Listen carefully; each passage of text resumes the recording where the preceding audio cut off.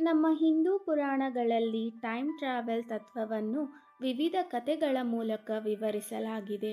ಅವುಗಳಲ್ಲಿ ವೈಜ್ಞಾನಿಕ ದೃಷ್ಟಿಕೋನದಲ್ಲಿಯೂ ವಿಶ್ಲೇಷಿಸಬಹುದಾದ ಕೆಲವು ಪ್ರಸಂಗಗಳಿವೆ. 1. ಕಕುದ್ಮಿ ಮತ್ತು ರೇವತಿ. ಕಕುದ್ಮಿ ಎಂಬ ರಾಜನು ತನ್ನ ಮಗಳು ರೇವತಿಯನ್ನು ಯೋಗ್ಯ ವರನಿಗಾಗಿ ಹುಡುಕಲು ಬ್ರಹ್ಮಲೋಕಕ್ಕೆ ತೆರಳುತ್ತಾನೆ. ಅಲ್ಲಿ ಬ್ರಹ್ಮದೇವರ ಸಂಘದಲ್ಲಿ ಕೆಲವೇ ಕ್ಷಣಗಳು ಕಳೆಯುವಂತೆ ಅನುಭವವಾಗುತ್ತದೆ. ಆದರೆ ಭೂಮಿಯ ಮೇಲೆ ಸಾವಿರಾರು ವರ್ಷಗಳು ಕಳೆದಿರುತ್ತವೆ. ಅವರು ಮರಳಿದಾಗ ಭೂಮಿಯಲ್ಲಿನ ಕಾಲಘಟ್ಟ ಸಂಪೂರ್ಣ ಬದಲಾಗಿರುತ್ತದೆ ಮತ್ತು ಶ್ರೀಕೃಷ್ಣನ ಸಹೋದರ ಬಲರಾಮ ರೇವತಿಯನ್ನು ವಿವಾಹ ಮಾಡಿಕೊಳ್ಳುತ್ತಾನೆ. 2. ಮುಚುಕುಂದನ ನಿದ್ರೆ. ಮುಚುಕುಂದ ಎಂಬ ರಾಜನು ದೇವತೆಗಳಿಗೆ ಸಹಾಯ ಮಾಡಿದ್ದಕ್ಕಾಗಿ ಗಾಢ ನಿದ್ರೆ ಎಂಬ ವರವನ್ನು ಪಡೆಯುತ್ತಾನೆ.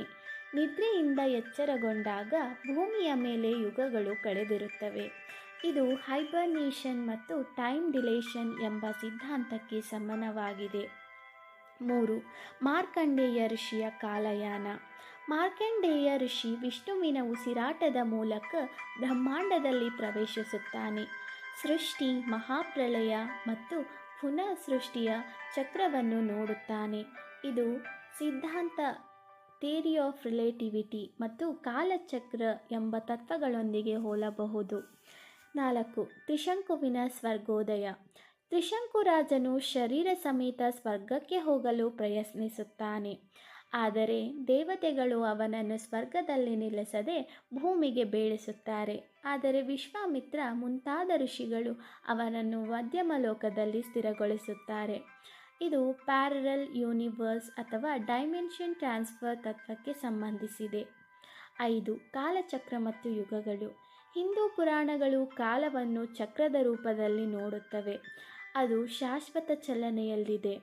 ಪ್ರತಿ ಚತುರ್ಭುಜ ಯುಗ ಅಂದರೆ ಸತ್ಯಯುಗ, ತ್ರೇತಾಯುಗ, ದ್ವಾಪರ ಯುಗ, ಕಲಿಯುಗ ಎಂದು 100,000 ವರ್ಷಗಳ ಕಾಲವಿದೆ.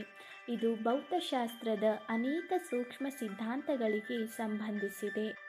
ಹಿಂದೂ ಪುರಾಣಗಳಲ್ಲಿ ಕಾಲಯಾನದ ನಿರ್ಧಾರಿತ ಪುರಾವೆಗಳಿಲ್ಲ. ಆದರೆ ವೈಜ್ಞಾನಿಕ ದೃಷ್ಟಿಯಿಂದ ಅವುಗಳಲ್ಲಿ ಸಾಪೇಕ್ಷತೆಯ ಸಿದ್ಧಾಂತ ಅಂದರೆ theory of relativity, time dilation, parallel universe ಮುಂತಾದ ಪರಿಕಲ್ಪನೆಗಳನ್ನು ಅನುಮಾನಿಸಲು ಅವಕಾಶವಿದೆ.